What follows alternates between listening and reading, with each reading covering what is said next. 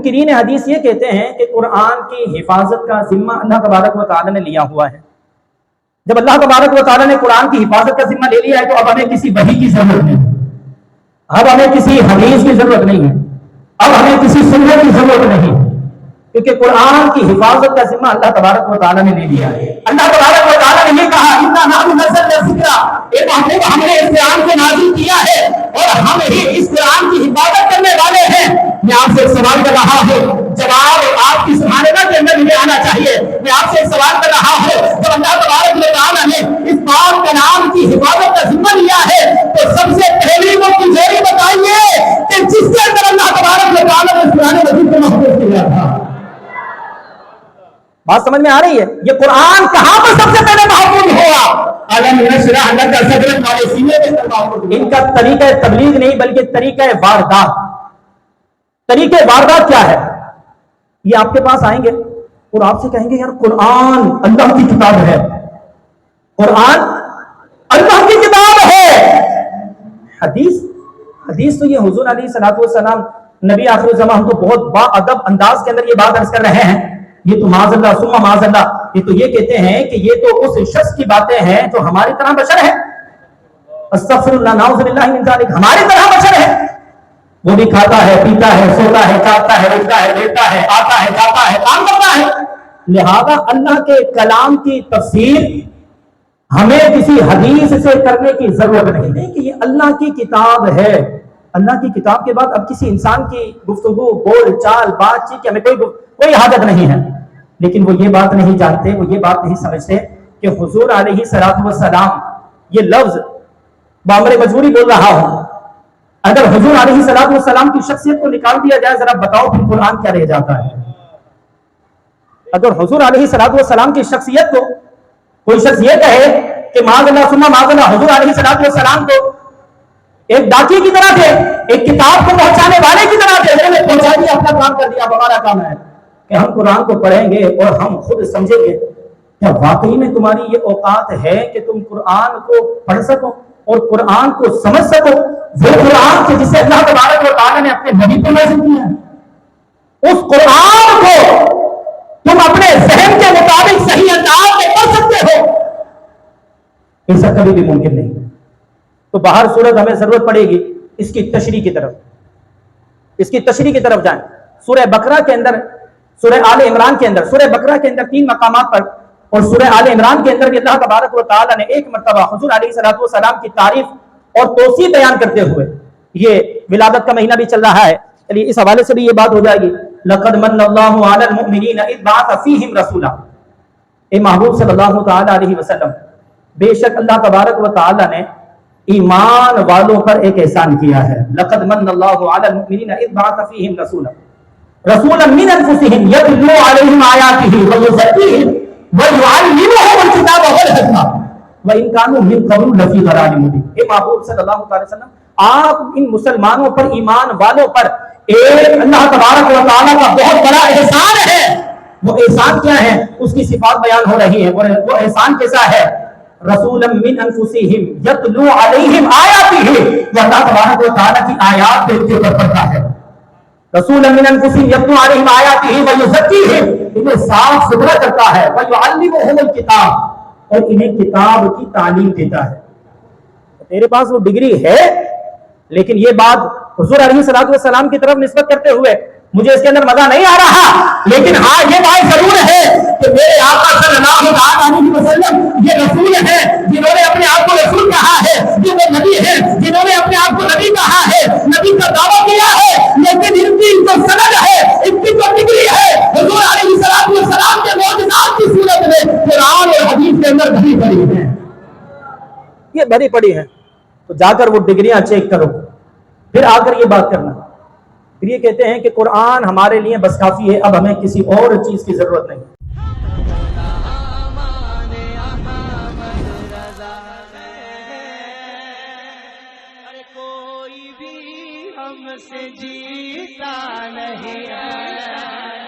مسلمانوں کے دنیا کے اندر ذہن دلاتے ہیں کہ دیکھو حدیث مبارکہ کے اندر ایسی ایسی باتیں پائی جاتی ہیں. سب سے پہلی بات جو ہے بخاری شریف کے اندر آ رہی ہے. اچھا, استدلال بھی حدیث سے کرتے ہیں, قرآن کے ناکافی ہونے کے لیے ان سے پوچھا جائے کہ تمہارے پاس کیا دلیل ہے کہ قرآن مجید کافی نہیں ہے، تو بخاری شریف کی کتاب المغازی کی ایک حدیث مبارکہ ہے جس کو یہ بطور دلیل پیش کرتے ہیں، حسبنا اللہ و کتاب اللہ، وہ کہتے ہیں کہ بس ہمیں اللہ اور اللہ کی کتاب کافی ہے، اب ہمیں کسی اور چیز کی ضرورت نہیں۔ ان سے معصومانہ انداز کے اندر ایک سوال ہے کہ حضور والا ذرا یہ بتائیے، آپ نے جو اپنا دعویٰ کیا، دعویٰ یہ تھا کہ ہمیں اللہ کے علاوہ، اللہ کی کتاب کے علاوہ کسی اور چیز کی حاجت نہیں ہے، جب ہم نے آپ سے دلیل مانگی تو دلیل آپ حدیث سے دے رہے ہیں، حالانکہ آپ کو حدیث کو مانتی نہیں۔ قرآن سے دلیل دیجیے، قرآن مبارکہ میں کوئی ایسی آیت مبارکہ دکھائیے کہ جس کے اندر اللہ تبارک و تعالیٰ نے یہ ارشاد فرمایا ہو کہ یہ لوگوں بس تمہارے لیے اللہ کی کتاب اور اللہ تبارک و تعالیٰ کافی ہے، کسی رسول، کسی بشر کی تمہیں کوئی حاجت نہیں، کسی حدیث کی، کسی وحی کی، کسی سنت کی تمہیں کوئی حاجت نہیں ہے۔ اگر ایسی بات کوئی قرآن مجید سے دکھائے تو پھر اس کے بارے میں ہو سکتا ہے کہ غور و فکر کیا جائے، علماء اس کے اوپر بیٹھے اور اس کے بارے میں کیلو کال کرے، وضاحت اس کی معلوم کرے، ایک دوسرے سے مشاورت کرے، لیکن ایسا کہیں پر بھی کوئی بھی ایک بھی آیات مبارکہ ایسی نہیں دکھا سکے۔ لوگ ہیں وہ یہ بات کرتے ہوئے دکھائی دیتے ہیں کہ قرآن بس کافی ہے، حدیث کی طرف جانے کی ضرورت نہیں، کیونکہ حدیث کے اندر تو ایسے معاملات موجود ہیں، مباشرت کے معاملات موجود ہیں، مردے کو کیسے کفن دینا چاہیے وہ موجود ہے۔ نہیں یار، ان تمام تر باتوں کی تو ہمیں ضرورت ہی نہیں ہے۔ وہ عقل کے اوپر تمام تر چیزوں کا محور کر لیتے ہیں کہ بس عقل سے سوچو، عقل سے سوچو۔ اور جب ان سے کچھ سوالات کیے جائے نا کہ بھئی اگر تم واقعی میں تم امت کے مصلح بنتے ہو، امت کے اصلاح گر بنتے ہو، اصلاح کرنے والے بنتے ہو، تو چلو چند سوالات ہم کرتے ہیں، ان کا جواب دیجیے۔ ان کا جواب دیا جائے پھر ان کے دانت کھٹے ہو جاتے ہیں، پھر یہ جواب نہیں دے پاتے۔ اگر یہ کہیں کہ بھی قرآن مجید بس کافی ہے، قرآن مجید کے علاوہ اب کسی اور چیز کی حاجت نہیں ہے، تو ہم ان سے ایک سوال یہاں پر کر لیتے ہیں۔ دیکھیے قرآن مجید فرقان حمید کے بارے میں ہمیں کوئی شک نہیں ہے، ذالک الکتاب لا ریب فیہ، یہ میں نے پہلے بات بیان کر دی۔ قرآن کے ایک ایک لفظ کے اوپر، ایک ایک اعراب کے اوپر ہمارا ایمان ہے، ایک ایک حرف کے اوپر ہمارا ایمان ہے۔ لیکن اگر کوئی قرآن اور حدیث کے اندر بھی فرقہ واریت کرنے کی کوشش کرے گا تو پھر اس سے سوال کرنا ہماری ذمہ داری ہے۔ ہم اسے ایک سوال کرتے ہیں، دیکھیے قرآن اور قرآن کو سامنے رکھ کر کہ اب ہمارا جو مدعا ہے، اب ہمارا جو دعویٰ ہے، اب ہمارا جو مطالبہ ہے وہ یہ ہے کہ تم نے جواب قرآن سے دینا ہے۔ کس سے دینا ہے؟ قرآن سے جواب دینا ہے۔ اعتراض کیا کیا؟ اعتراض یہ ہوا کہ اللہ تبارک و تعالیٰ نے قرآن مجید فرقان حمید کے اندر یہ ارشاد فرمایا کل نفس ذائقۃ الموت، کہ ہر نفس نے موت کا ذائقہ چکھنا ہے، ہر ایک نفس نے موت کا ذائقہ چکھنا ہے۔ یہ آپ سب نے آیت مبارکہ سنی ہوئی ہوگی، ایسا ہی سب نے سنی ہوئی۔ اب یہ جو لفظ نفس ہے اس سے کیا مراد ہے بتائیے، قرآن مجید سے بتانا ہے۔ نفس کسے کہا جاتا ہے؟ قرآن مجید سے ڈھونڈ کر لے کر آئیے۔ قرآن مجید میں جب تلاش کیا جائے گا کہ بھئی نفس کسے کہا جاتا ہے تو پھر اس کا جواب کہیں پر بھی نہیں ملے گا۔ پھر ہم پوچھیں گے کہ جب اس نفس کا معنی قرآن مجید میں کہیں پر بھی نہیں بیان کیا گیا تو اب اس قرآن کے اس لفظ کا معنی کہاں سے بیان کیا جائے گا؟ بولا جائے گا کہ تفسیر سے بیان کریں گے۔ بولا تفسیر؟ تمہاری تفسیر کو ہم لے اور ہمارے آقا صلی اللہ علیہ وسلم جو غیب کی خبریں دیتے ہیں، جنہیں اللہ تبارک و تعالیٰ نے ما کان وما یکون علما فرمایا ہے، ان کی تفسیر کو چھوڑ کے ایسا کیسے ہو سکتا ہے؟ اللہ تبارک و تعالیٰ نے کل نفس ذائقۃ الموت کے اندر لفظ نفس ارشاد فرمایا ہے، اور یہ جو لفظ نفس ہے اللہ تبارک و تعالیٰ نے اسے اپنی ذات کے لیے بھی استعمال فرمایا ہے۔ پارہ نمبر 3 کے اندر وَيُحَذِّرُكُمُ اللَّهُ نَفْسَهُ، اللہ تبارک و تعالیٰ ارشاد فرما رہا ہے کہ ہر نفس نے، اب لفظی ترجمہ کیجئے، صرف میں نفس ہی ترجمہ کر رہا ہوں۔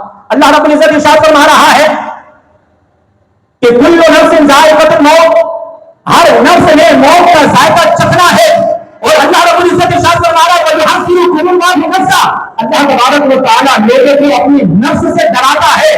تو ذرا بتائیے جب نفس کو ایک مقام پر رکھا گیا تو کیا ہم نتیجہ یہ نکالیں صغرا و کبرا جوڑ کر کہ جب اللہ تبارک و تعالیٰ نے یہ کہا کہ ہر نفس نے موت کا ذائقہ چکھنا ہے تو نفس کو اللہ تبارک و تعالیٰ نے اپنے لیے بھی بولا ہے، تو اللہ تبارک و تعالیٰ کو بھی معاذ اللہ موت آئے گی، نعوذ باللہ من ذالک۔ کہ اللہ تبارک و تعالیٰ کو بھی موت کا ذائقہ چکھنا پڑے گا؟ پھر یہاں پر اس کے لیے جواب کہاں سے لے کر آؤ گے؟ انہیں معنی الگ الگ کرنے پڑیں گے، اس کے اندر فرق کرنا پڑے گا. اور فرق کیسے ہوگا؟ ہم یہ کہتے ہیں کہ اس کا فرق حدیث مبارکہ سے معلوم ہوگا. اس فرق کے اوپر یہ جو لفظ نفس میں نے یہاں پر بولا ہے، اس کے اوپر بھی تھوڑی سی بات کر لیتے ہیں، چونکہ ماہ محرم الحرام ابھی گزرا ہے. بعض لوگ اسی نفس کو لے کر، لفظ نفس کو لے کر حضور علیہ الصلوۃ والسلام اور مولا علی شیر خدا کرم اللہ تعالی وجہ کریم کے درمیان میں بھی ایک مماثلت سے ثابت کرنے کی کوشش کرتے ہیں کہ دیکھو حضور علیہ الصلوۃ والسلام نے مولا علی شیر خدا، مولا علی شیر خدا کرم اللہ تعالی وجہ کریم اور اپنے آپ کو ایک ہی نفس سے قرار دیا ہے. تو معلوم یہ ہوتا ہے کہ جس مٹی سے حضور علیہ الصلوۃ والسلام بنے ہیں اسی مٹی سے مولا علی بنے ہیں، تو دونوں کا مادہ ایک ہی ہے.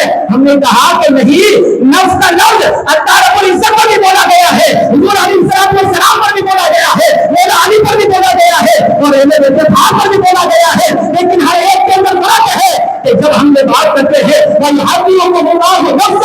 ہم وہاں پر ترجمہ یہ کرتے ہیں کہ اللہ تبارک و تعالی میرے کو اپنے آپ سے ڈراتا ہے.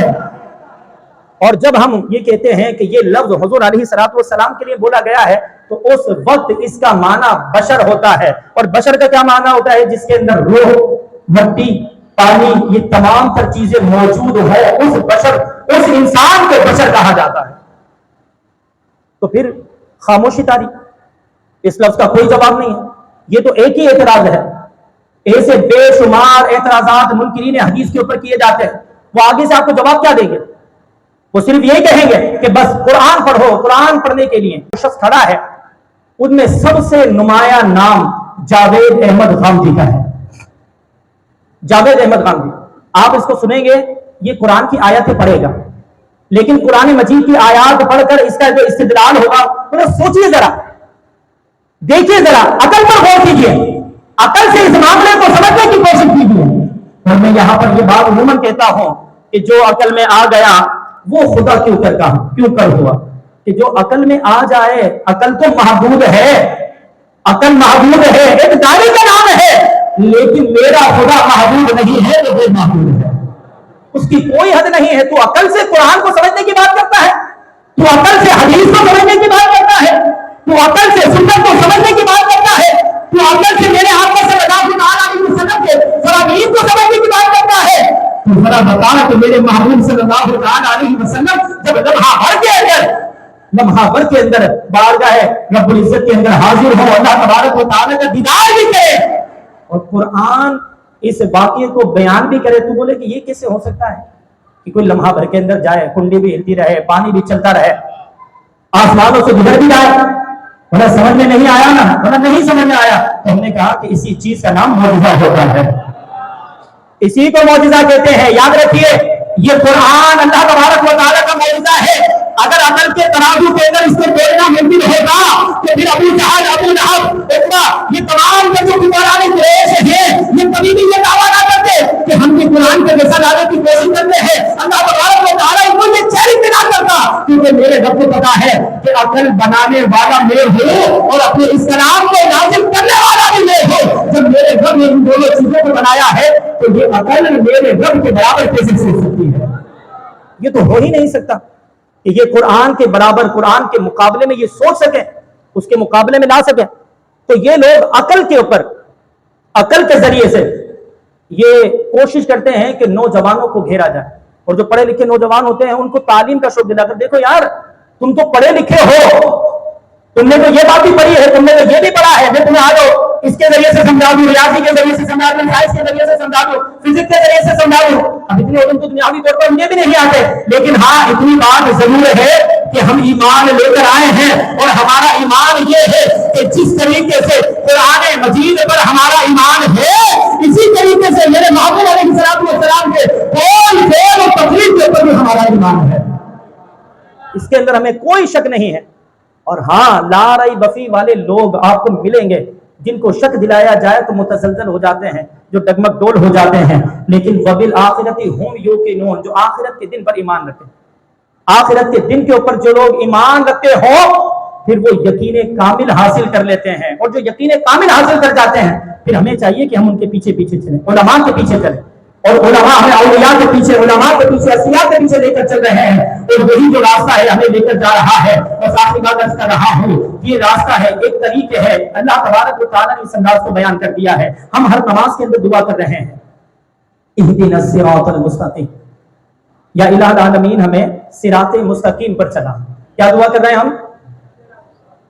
زور سے بولے ذرا، یا اللہ ہمیں صراط مستقیم پر چلا۔ اہدنا الصراط المستقیم، ہماری دعا یہ ہے ہمیں صراط مستقیم ملے۔ اللہ رب العزت سے اگر ہم یہ سوال کریں کہ مولا یہ بھی بتا کہ صراط مستقیم ہے کیا، تو اللہ رب العزت ارشاد فرماتا ہے صراط الذین انعمت علیہم غیر المغضوب علیہم ولا الضالین۔ یہ اللہ تبارک و تعالیٰ نے صراط مستقیم بیان کر دیا ہے۔ صراط مستقیم یہ ان لوگوں کا راستہ ہے جن پر اللہ تبارک و تعالیٰ نے اپنے انعامات نازل فرمائے ہیں، جن پر اللہ تبارک و تعالیٰ نے غضب کو جلا نہیں فرمایا ہے، اور ان میں سب سے سر فہرست کون ہے؟ یہ ہمارے آقا صلی اللہ تعالیٰ علیہ وسلم ہے۔ ان کے راستے پر چلتے چلیے، ان کی سنتوں پر عمل کرتے رہیے، ان کے فرامین پر عمل کرتے رہیے۔